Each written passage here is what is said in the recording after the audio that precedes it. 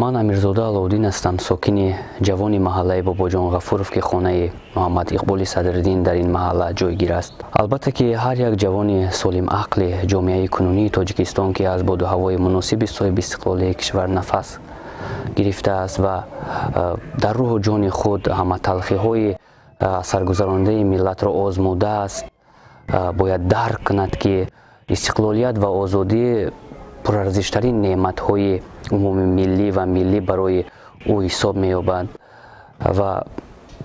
بدبختانه امروز مشاهده می گردد که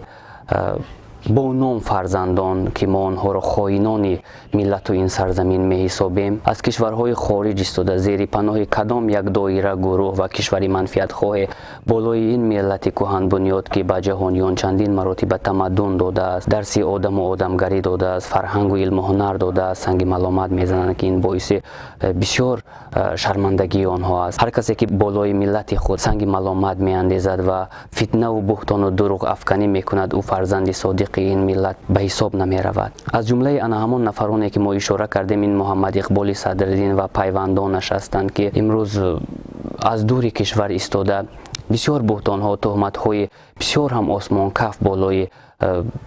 ملت میزنند. باید درست درک کنیم که ملت را در جامعه جهانی با سرور کشورش میشناسند، چون که معرفگر خلق و ملت سروران دولت ها به حساب می روند.